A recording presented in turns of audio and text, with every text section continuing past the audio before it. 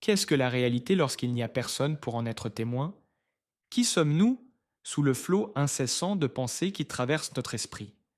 Et si la conscience n'était pas quelque chose que nous possédons, mais quelque chose que nous sommes, quelque chose dont l'univers tout entier est fait?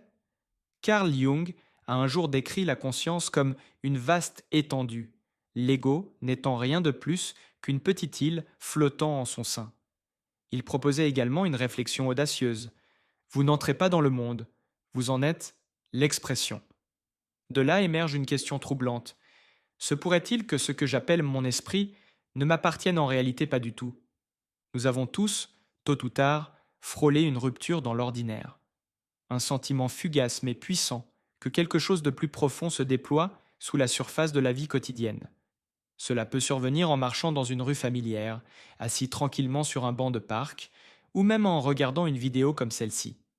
À cet instant, le monde se penche légèrement, et la réalité semble théâtrale, comme si chaque passant jouait son propre drame, et aucune pièce ne se ressemble jamais. Cette prise de conscience curieuse est parfois appelée sondeur, la réalisation soudaine que chaque personne, chaque visage anonyme que vous voyez, porte une vie aussi complexe, intense et signifiante que la vôtre. Comme l'a remarqué David Foster Wallace, chacun est infiniment complexe à l'intérieur, mais presque personne ne se comporte comme si c'était vrai. Lorsque cette conscience surgit, quelque chose commence à se défaire en silence. L'une des illusions les plus profondes de l'expérience humaine, la croyance qu'il existe un fil conducteur central et que nous en sommes le cœur. Mais que se passe-t-il si nous ne nous contentons pas d'observer le monde, mais que nous nous tournons pour observer l'observateur? Lorsque nous dirigeons notre attention vers l'intérieur, vers la conscience elle-même, et que nous questionnons ce qui se cache sous l'expérience, surgissent les interrogations qui hantent philosophes, scientifiques et mystiques depuis des siècles. Plus nous regardons de près, plus la réalité devient étrange. Comme l'a noté Werner Heisenberg, ce que nous observons n'est pas la nature elle-même, mais la nature répondant à notre manière d'interroger. Cette vidéo est en essence une invitation. Si vous décidez d'explorer non seulement ce qu'est la réalité, mais aussi la conscience qui la perçoit, soyez prêts, car à partir de maintenant, les choses commencent à devenir très inhabituelles. Imaginez-vous dans le métro, observant les visages autour de vous. Chacun de ces visages appartient à quelqu'un, portant un univers intérieur. Souvenirs cachés, rêves non racontés, joies et peines privées. Chaque être humain est comme une galaxie de sens, se mouvant silencieusement dans la ville. À cet instant, l'esprit se retrouve face à un miroir brisé, chaque éclat reflétant une vie différente, autonome. Cette expérience, c'est le Sonder, un nom particulier pour une sensation encore plus particulière. La prise de conscience soudaine que chaque autre personne vit également une existence aussi riche, complexe et vive que la vôtre.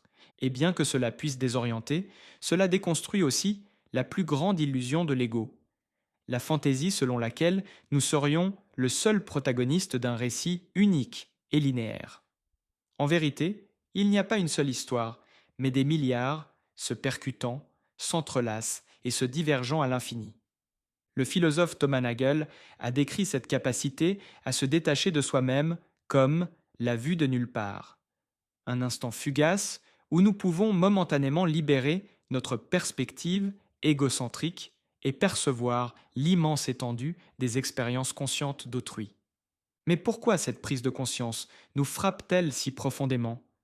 Peut-être parce que la conscience est à la fois l'aspect le plus familier et le plus mystérieux de notre existence. Comment pouvons-nous résider à l'intérieur de quelque chose que nous n'avons jamais pu observer de l'extérieur?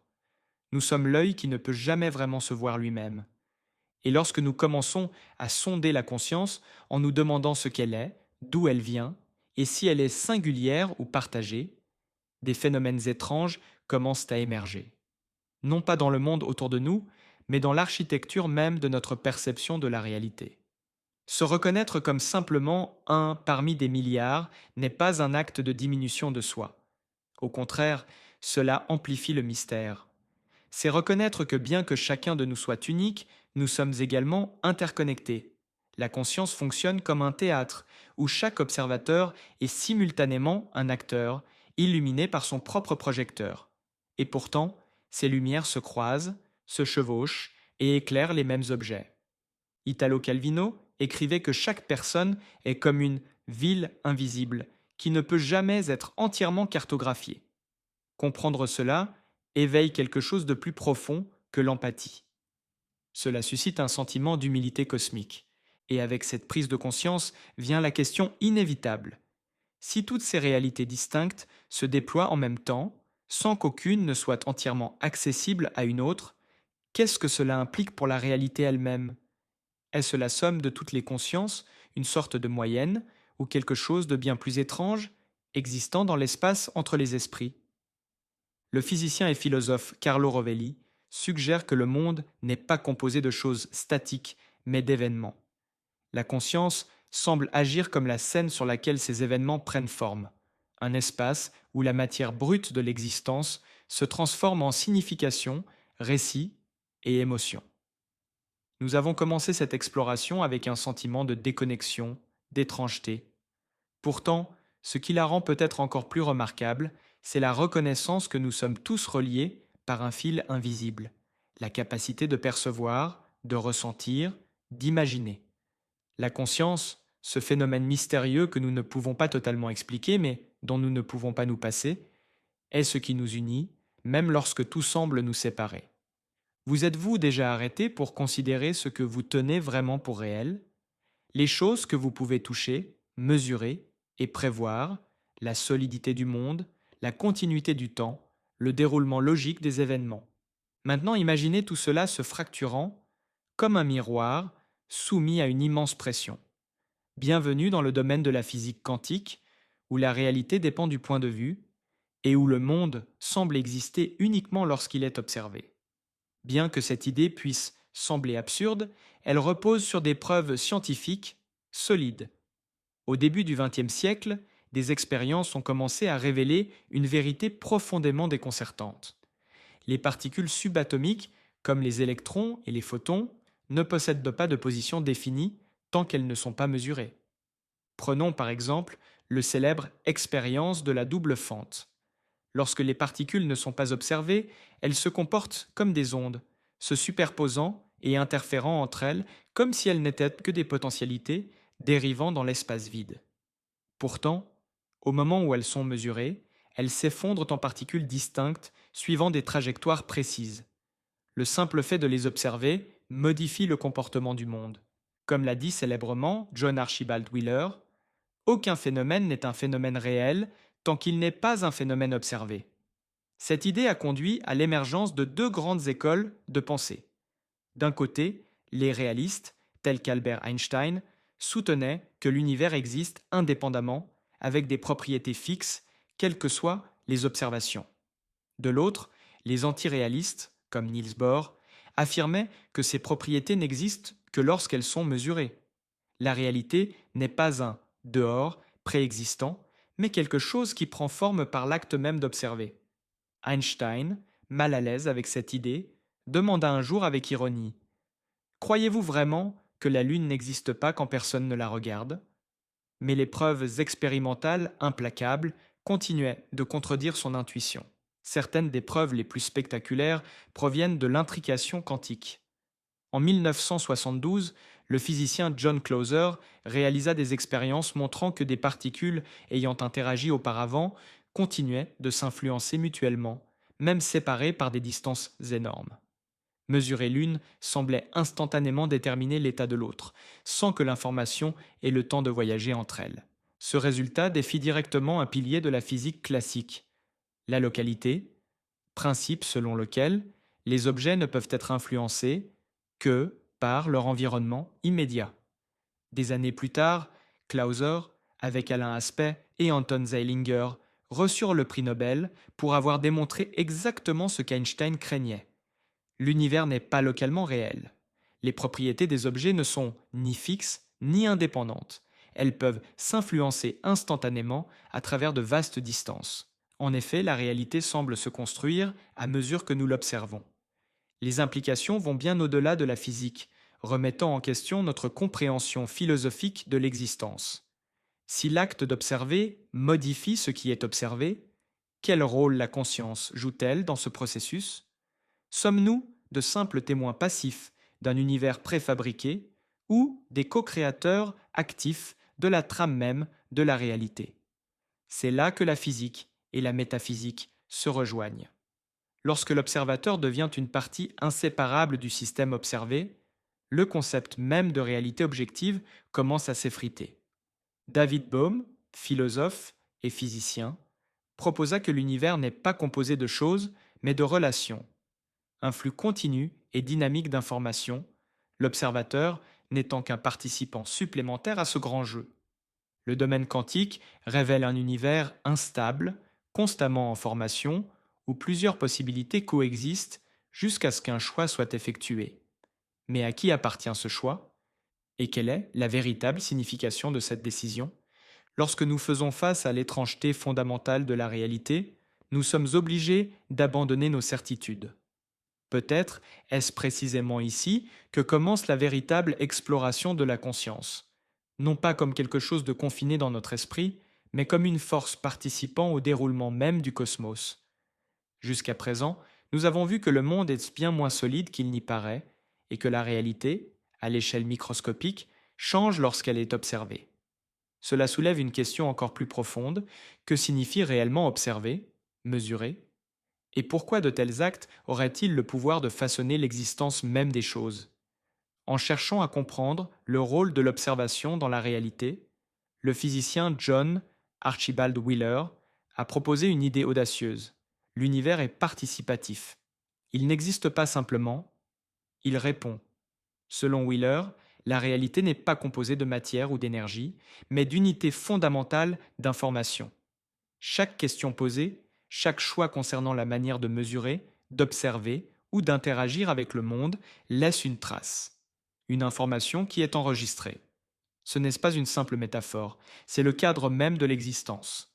Ce concept est appelé le principe anthropique participatif. Son essence est à la fois simple et profonde. Nous ne sommes pas des observateurs externes, à l'écart comme des scientifiques examinant une expérience scellée. Nous sommes intégrés dans l'univers. Chaque acte conscient, chaque regard, chaque intention contribue à construire ce que nous expérimentons comme réalité. Le principe repose sur l'idée que la réalité est organisée comme un réseau de réponses binaires. Oui ou non, présence ou absence, sélection ou choix. De manière frappante, les expériences inspirées par l'hypothèse de Wheeler ont révélé que la manière dont nous choisissons d'observer quelque chose peut en réalité influencer son comportement passé.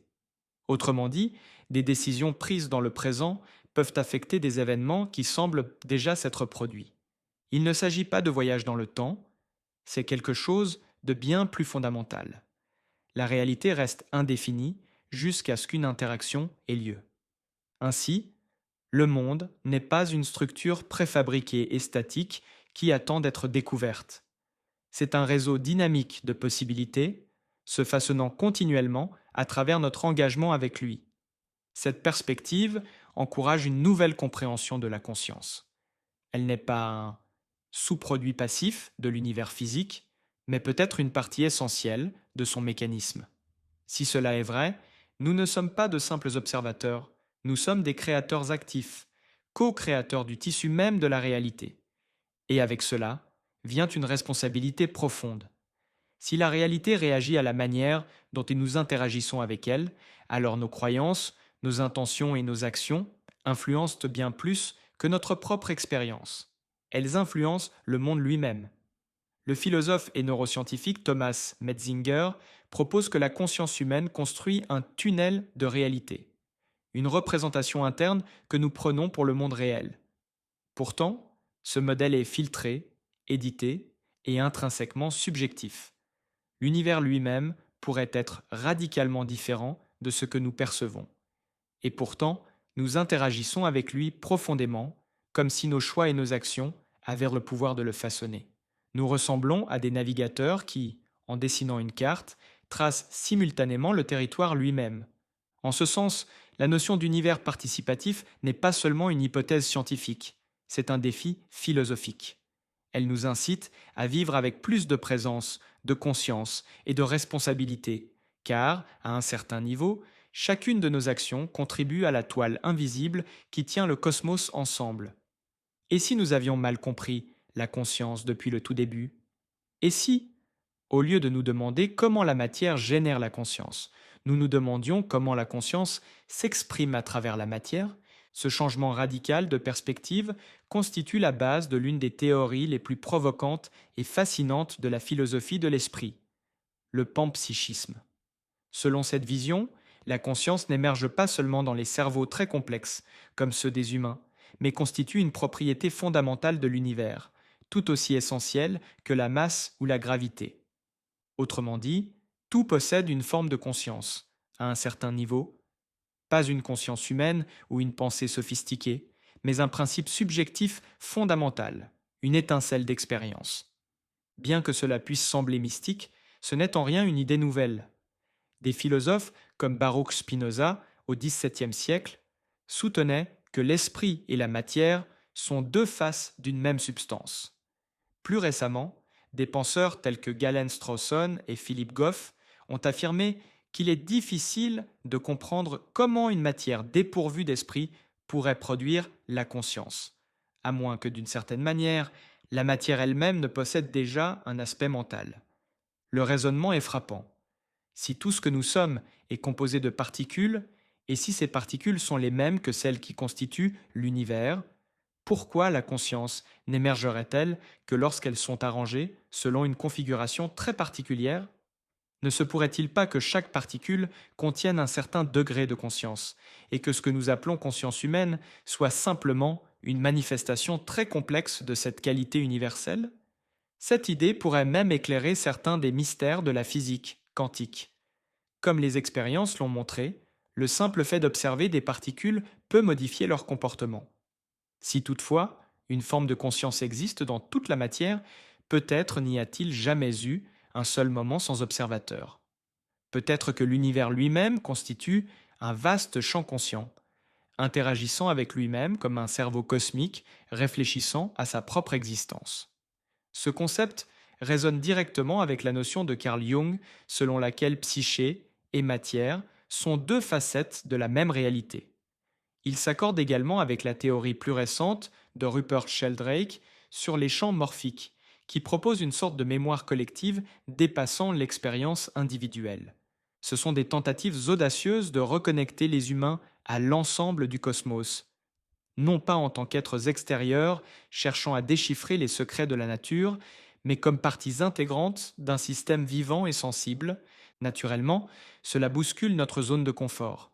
Si la conscience imprègne tout, alors tout ce qui existe participe d'une manière ou d'une autre à l'histoire en cours de l'univers. Rien n'est réellement inerte. Chaque élément n'est qu'une expression différente du même principe fondamental. Cela change notre façon de percevoir un arbre, une pierre ou le vent.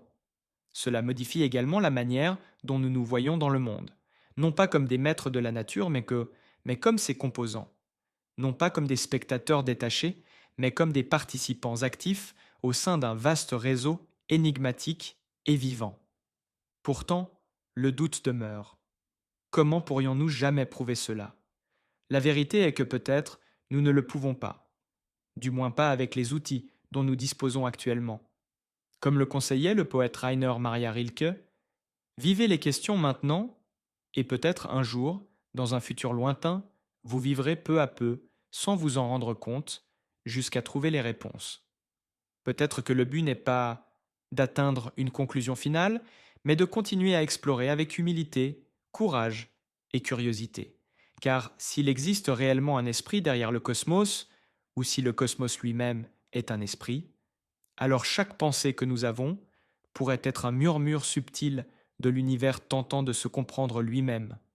Si vous m'avez suivi jusqu'ici, je souhaite partager une expérience personnelle. Il y a quelques années, dans un moment tranquille et ordinaire, assis seul dans un café en fin d'après-midi, j'ai soudain été frappé par une sensation profonde.